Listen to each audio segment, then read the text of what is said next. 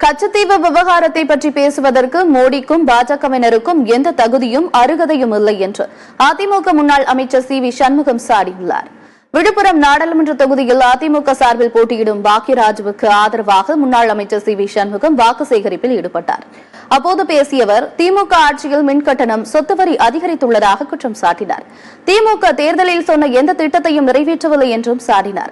தமிழக மீனவர்கள் கைது செய்யப்படும் போதும் தாக்கப்படும் போதும் கவலைப்படாமல் இருந்துவிட்டு தற்போது மோடி கச்சத்தீவு பற்றி பேசி வருகிறார் என்ற சி வி சண்முகம் கச்சத்தீவு விவகாரத்தை பற்றி பேசுவதற்கு மோடிக்கும் பாஜகவினருக்கும் எந்த தகுதியும் அருகதையும் இல்லை என்று கூறினார். 10 ஆண்டுகளாக என்ன செய்தார் மோடி என்றும் கேள்வி எழுப்பினார்.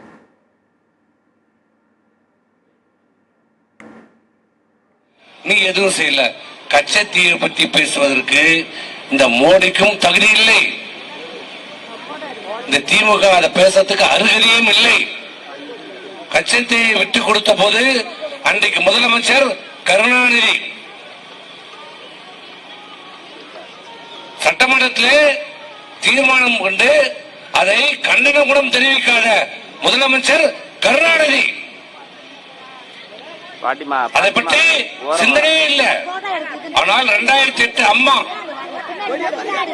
எதிர்கட்சி தலைவராக இருந்த போது உச்ச நீதிமன்றத்தில் கச்சத்தீவை அந்த ஒப்பந்தத்தை ரத்து செய்ய வேண்டும், கச்சத்தீவு இந்தியாவுடைய ஒரு பகுதி என்று சொல்லி உச்ச நீதிமன்றத்தில் வழக்கு போட்டு ஆண்மையில் ஒரு தலைவர் புரட்சி தலைவர் அம்மா அன்னைக்கு அந்த வழக்கு போடும்போது முதலமைச்சர் யாரு?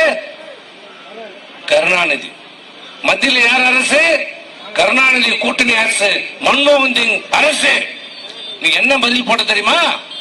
உயர்நீதிமன்றத்தில் அது இரு நாடுகளுக்கு ஏற்பட்ட ஒப்பந்தம், அதை மறுபரிசீலனை செய்ய முடியாது என்று சொன்னதே இந்த காங்கிரஸ் திமுக அரசு.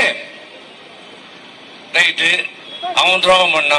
இன்னைக்கு மோடி புதுசா பேசுற கச்சத்தீவு பத்தி 2014 இருந்து 10 ஆண்டு காலம் தமிழ்நாடு இந்தியாவுடைய பிரதம மந்திரி மோடி. இப்பதான் ஒரு கச்சத்தீவு உலக நாடுகள்லாம் போறாரு, சுத்துறாரு. இங்க இருக்கிற மீனவர்களை அடிச்சு கொள்றான், சாவடிக்கிறான், தினந்தோறும் கைது பண்றான், படகுல அடிச்சு நொறுக்கிறான். அப்பெல்லாம் தெரியாத மோடிக்கு இப்ப தேர்தல் வரும்போது மட்டும்தான் கச்சத்தீவு தெரியும்.